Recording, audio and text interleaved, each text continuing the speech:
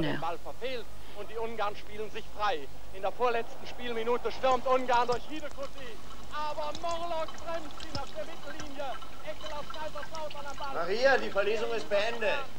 Herr Senckenberg und Mademoiselle Delvaux wollen gehen. Entschuldige mich bitte. Jetzt spielen die Deutschen auf Zeit. Trotzdem kombinieren sie das Glück. Jetzt weiter zu Schäfer. Schäfer in Rechtsaußenposition. Köpfe da innen lang. Aber er schießt an das kurze Außennetz. Es gibt Abschlag vom Tor der Ungarn. Vielleicht lässt der Schiedsrichter auch nachspielen, wegen der einen oder zwei Verletzungen, die passiert sind. Die Ungarn sind völlig aus dem Häuschen. Deutschland ist wieder im Ballbesitz. Rahn hat den Ball bekommen. Rahn spielt zu... Ist dir nicht gut? Doch, ich habe Kopfschmerzen. Puschkasch am Ball im Mittelkreis, aber Eckel springt dazwischen, hat Bitte vergiss nicht, ich habe dir alles geschenkt, das ganze Geld. Das interessiert mich nicht. Dir auch alles geschenkt. Das ganze Leben. Hast du Feuer? Jetzt haben die Ungarn eine Chance. Spielen ab zum rechten Flügel. Schieber, jetzt ein Schuss. Gehalten von Doni, gehalten. Und Puschkasch, der Major, der großartige Fußballspieler aus Budapest. Er hämmert die Fäuste auf den Boden, als wollte er sagen, ist denn das ist dieser Sieg?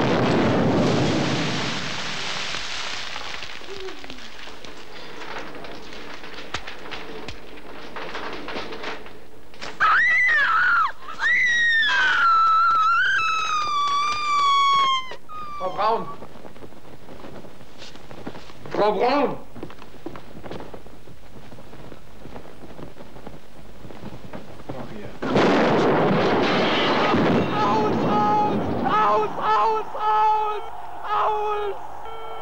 Aus!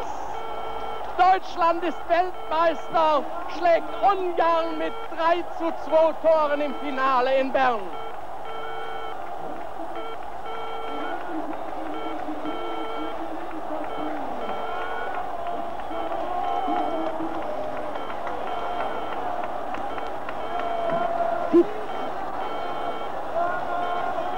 Nach diesen 30 Sekunden, die Sie dem Reporter verzeihen müssen, ja bitte müssen, denn Sie können sich nicht vorstellen, was hier los war, wollen wir versuchen, Ihnen das weiterzugeben. Next Thursday at 9:30 there's another Fassbinder film which also stars Hanna Schagula, The Merchant of Four Seasons, the story of a man who, in attempting to free his life from the control of the women he knows, finds himself moving inevitably toward destruction. You may be interested to know that there's a free leaflet to accompany this season, giving information about the man and his work. If you'd like a copy, please send a stamped addressed envelope to Fassbinder Season, P.O. Box 4000, London W36XJ, or Glasgow G12 9JQ, or Belfast BT2 7FE.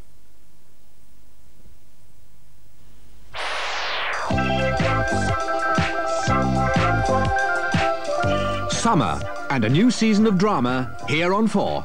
Is she dead? I'm not sure that it is not even worse than that. Is she badly hurt? Has there been an accident? No, nothing of that kind. Peter O'Toole stars in Shaw's Man and Superman. The fortunes of two cheeky Liverpool lads are followed in one summer. You blind reading that? I'm not reading it. I'm looking at the pictures. Aye, Captain, how are things on the bridge? Get down off there.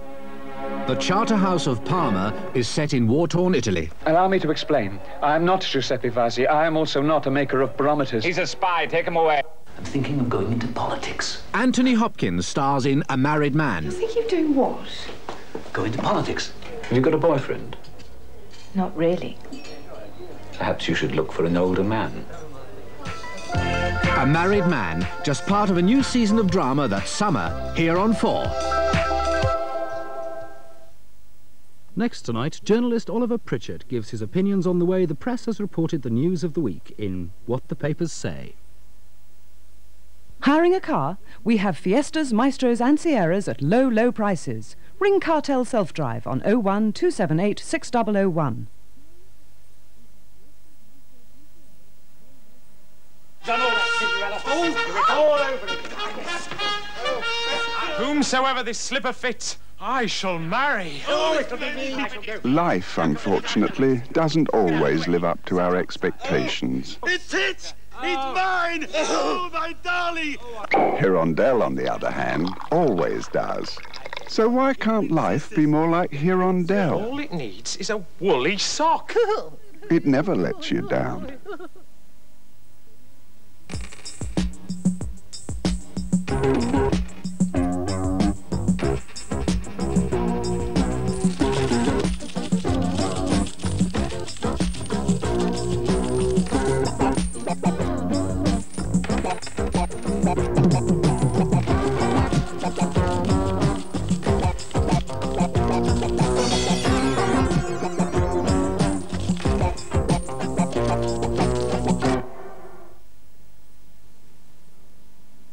Our motor oil has a low viscosity for cold starts.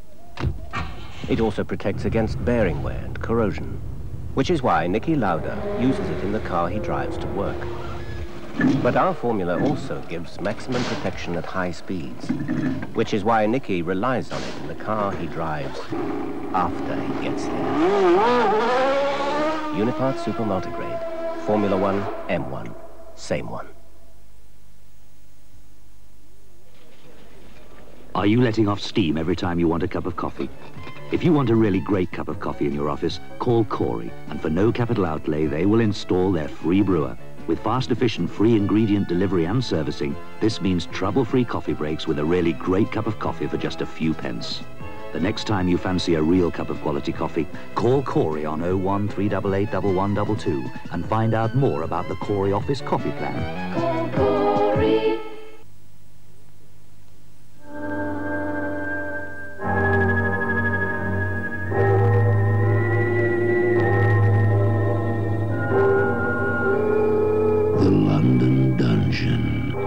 Fact is stranger than fiction. It has to be seen to be believed.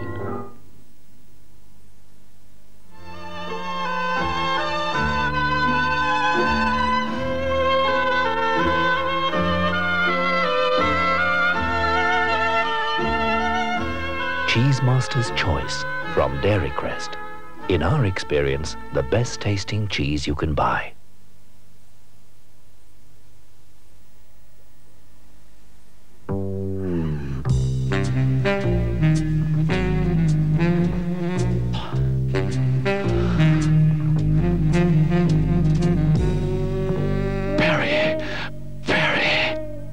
Perrier? No Perrier.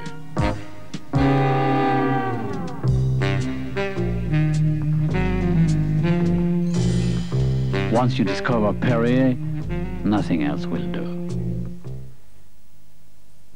Genuine Levi's, only $11.95 at J-Mart jean stores. Open till 8 o'clock, 9 on Fridays, Oxford Street, Edgware Road and Westbourne Park, West 9.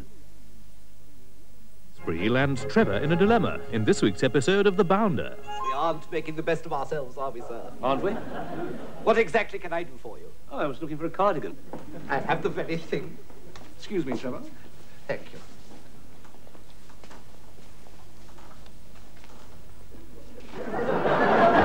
It's very distinguished.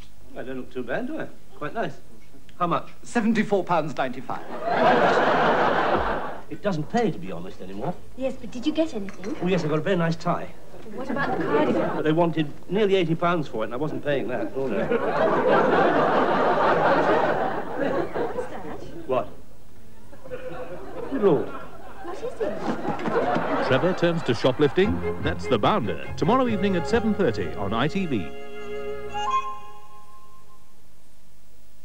Now on 4, a look at which papers have been saying what and why in What the Papers Say.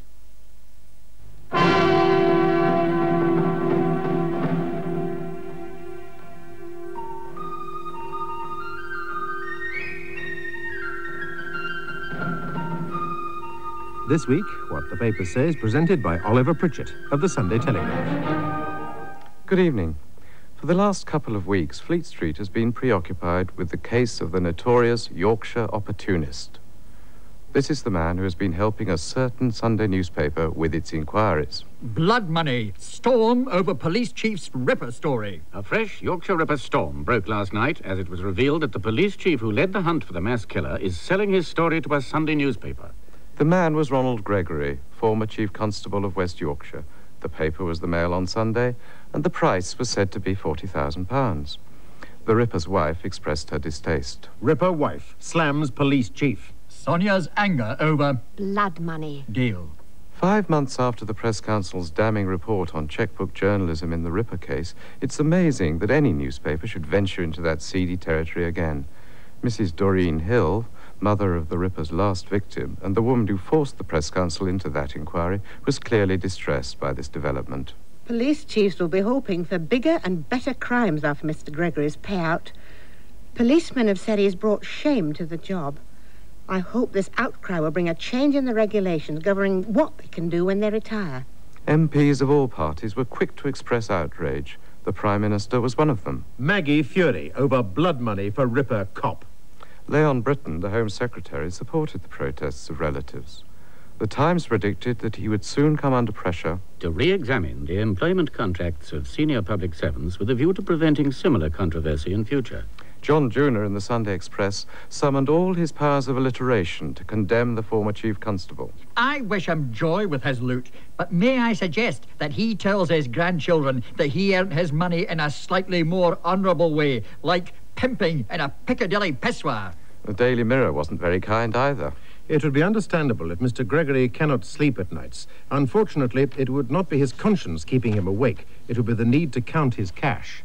The Guardian called it a demeaning transaction. Mr. Gregory's memoirs, on the strength of yesterday's first episode, are a sad blend of apology and confession of personal failure. He got it wrong from beginning to end. Mr. Gregory got no support either from his local paper, the Yorkshire Post. Crime pays. It really has nothing to do with the public interest, except in the sense that the public is interested in murder, sex, and depravity. Mr. Gregory had few friends, except, of course, Mr. Stuart Stephen, editor of the Mail on Sunday. Mr. Ronald Gregory's account of the Yorkshire Ripper investigation must be regarded as the single most important public statement ever made by a senior police officer. He declared portentously. But even the police were ganging up against their former colleague. Police chiefs turn on Gregory. Anger grows over Ripper memoirs. And the police review was not impressed by Mr. Gregory's verbals. It was looking for a motive. In it for the money. Mr. Gregory, Yorkshire folk are not daft. You didn't reveal anything in the Mail on Sunday because it was in the public interest. You did it for 40 whacking great pieces of silver. Then, on Sunday, the hunt for the Yorkshire opportunist took a dramatic turn. Had we all got it wrong? Perhaps we'd become too obsessed with the blood money theory. That, at least, is what the Mail on Sunday suggested. Ripper critics refuted. Mr. Gregory gave his side of the story in a rather petulant tone. It was not that he'd been paid a large sum of money solely for his Ripper memoirs. In fact, I've entered into a 3-year contract to be a consultant on police matters for the Mail on Sunday. OK, officer, you got me banged to copyrights. Not the Yorkshire opportunist at all, just a consultant on police matters. All the same, I can't help wondering if spreading it over 3 years might reduce the tax burden. Perhaps he was advised by his accountant, or his consultant on tax matters, as we should call him. Justifying his journalistic efforts, Gregory wrote, Though I realized, along with everyone else, that there were factors against early publication of my memoirs, I believe these were outweighed by the need to inform the public without further delay of what really happened during the Yorkshire Ripper inquiry. In particular, the pressures and difficulties which existed over the years upon myself and my officers. Well, let's look at the revelations. The photo fit they all ignored. World exclusive. A leading article in the same issue defended the decision to publish. The importance of his revelations are best illustrated by our front-page story. Here we show in public, for the first time, the photo-fit picture prepared by a 14-year-old girl attacked by him several weeks before he murdered a prostitute. The next day, Peter Tory in the Daily Mirror blew a hole in that alibi. Not so. This identical photo-fit picture appeared in the Sunday Times as far back as November the 8th, 1981. The headline read, "The key photo-fit the Ripper Squad missed."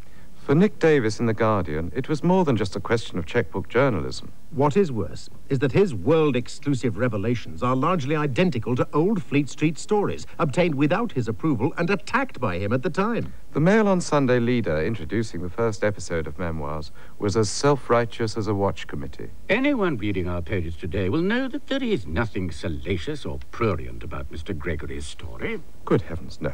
They are the sober reflections of a senior policeman who headed the biggest murder inquiry in the history of this country. All the same, last Sunday's second instalment could not resist a little bit of gossip, even if it was treated with a sort of pained dignity. Of all the innuendo, misinformation and rumour which was to plague the Yorkshire Ripper manhunt at the time, none was more ridiculous than the claim that I received sexual favours from a well-known female television presenter in return for exclusive information. As Charles Winter wrote in The Observer last Sunday... Strangely enough, it seems that Mr. Gregory has little new to reveal, apart from trivia. But Charles Winter picked on one important aspect of the business which Mr. Stuart Stephen had been too refined to mention. The first instalment of The Ripper file, no doubt aided by the publicity generated by pre-publication attacks, put on another 90,000 to 130,000 copies, depending on which estimate one accepts. For a newspaper serial to increase sale by between 7 and 10% is quite exceptional. One more mystery cropped up this week in the case of the Yorkshire Opportunist. The Sheffield Morning Telegraph published a letter to their women's editor from Mr. Gregory, written 3 months before he retired, turning down her request for an interview. Since the announcement of my impending retirement, a number of newspapers are interested in publishing my story, and since I'm in negotiation, I cannot agree at this stage to give you an interview. But perhaps there will be an opportunity later, and I will get in touch with you. Yours sincerely, Ronald Gregory. Mr. Gregory denied this suggestion to The Guardian. A number of people did approach me while I was serving as chief constable, but that does not mean I'm negotiating. Any negotiations which took place were after I retired. It is time to leave Mr. Gregory, deep in consultation with the Mail on Sunday, and turn to another related subject. Last Sunday, it appeared that the News of the World had appointed a consultant on hanging matters. A noose editor, perhaps. He's Harry Allen, who, according to the News of the World, has executed 100 people. He is still the hangman because the death penalty remains legal for treason.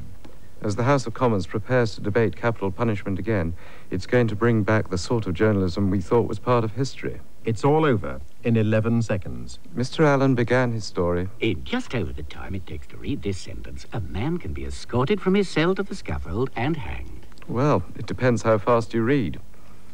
Mr. Allen's wife, Doris, speaks very highly of him. My Harry is a lovely man. I knew he was the public hangman when I met him at a police ball. We fell in love, married in October 1963, and went on honeymoon. No sooner had we returned than Harry had to go off to Bristol to hang somebody. I must admit, I wondered what his mood would be like when he returned. I needn't have worried. He was just the same jolly Harry, no different at all. A statistic in The Guardian this week suggested that Jolly Harry would be a jolly busy man if hanging were reintroduced. 1 a week if hanging brought back. The restoration of the death penalty for all types of murder would mean an average of at least 1 hanging a week in England and Wales, according to figures produced by a Home Office Research Unit study. If it were brought back for capital offences only, there would be more than 1 hanging a month. The Sun turned its mind to the method of execution. Is the scaffold the only way? Hanging is too barbaric for some pro-capital punishment MPs. They want another method. In America, execution is by electric chair, gas chamber, or lethal injection. The Sun consulted its own think tank. What do you think would be the most civilized way to execute convicted killers? Write to Death Penalty, The Sun, 30 Bouverie Street, London, EC4Y 8DE. They should have offered a prize. A champagne night out at a police ball with Jolly Harry Allen, or a chance to execute the felon of your choice. The Sun also polled MPs about their views on the restoration of capital punishment. 6 votes away from the rope. Watch out, there's a Sun pun coming. Now it is neck and neck over vital poll. The Sun found that 300 MPs favoured capital punishment, 306 were against, and 38 were not saying or had not decided. That poll was conducted more than 2 weeks ago. With a week to go to the debate, the Daily Express this morning showed that the don't-knows have apparently made up their minds. For 316. Against 332. And the Times this morning suggested that the political repercussions of the vote were having their effect. Signs of a Thatcher retreat on hanging. From hanging to hanging around. At this late hour, we ought to spare a thought for the heroic band of photographers keeping their patient vigil on a Knightsbridge pavement. It must be a thankless task. But sometimes you have a bit of luck. You are on one story when you trip over another one, or another one trips over you. Hot stuff! Frosty's Frolic in the Street. Onlookers gasp at TV tycoon's sexy antics. Frosty's Frisky Frolic. It was hello, good evening, and whoops, when TV celebrity David Frost enjoyed an early morning frolic with his bride of 4 months, Lady Karina Fitzalan Howard.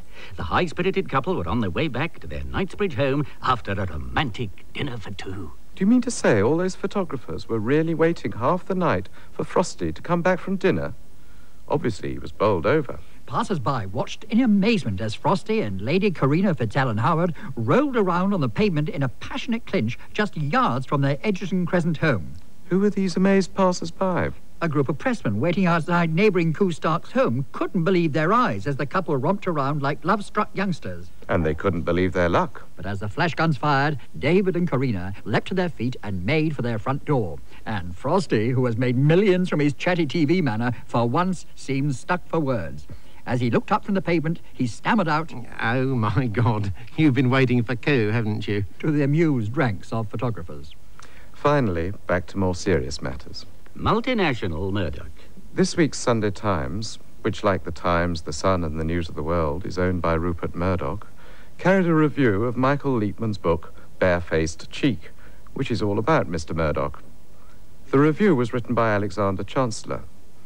Referring to the accounts of Murdoch's takeover of Times newspapers, Mr. Chancellor complained, Given that Mr. Leapman seems basically ill-disposed towards Murdoch, this account is disappointingly unshocking. We could have done with a bit more Australian skullduggery. But he liked the characterization of Murdoch by his old Oxford friend Richard Searby, who said, Fundamentally, Rupert's a fidget. We all know the result of Rupert's fidgeting in Fleet Street.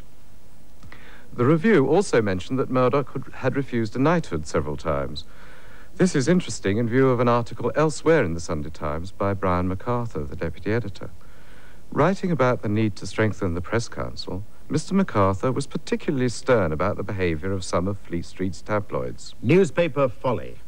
Sensibly, he warned that if these papers do not mend their more unpleasant ways, there will be dire consequences. And that is why a cynic has to believe that the Commons will eventually vote for a statutory body to regulate newspapers, unless there is a radical change in the behaviour of the Fleet Street tabloids. And he ended the article, Are the knights and the lords of Fleet Street listening? The knights and the lords of the tabloids. Oh, yes. Well, there's Lord Rothermere, and Sir David English, and there's Lord Matthews, and Sir Larry Lamb. But it leaves out Mr. Murdoch. It's all right, Squire. He didn't mean you. Good night.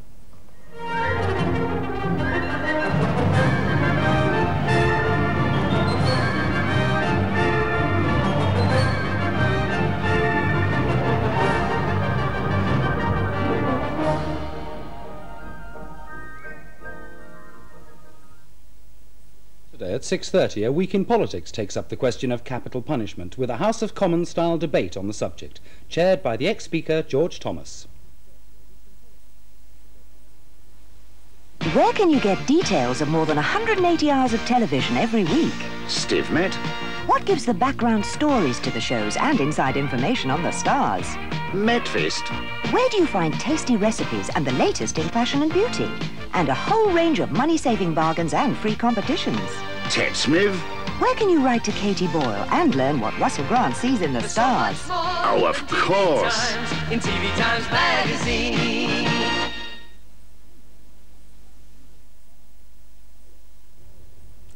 Good evening.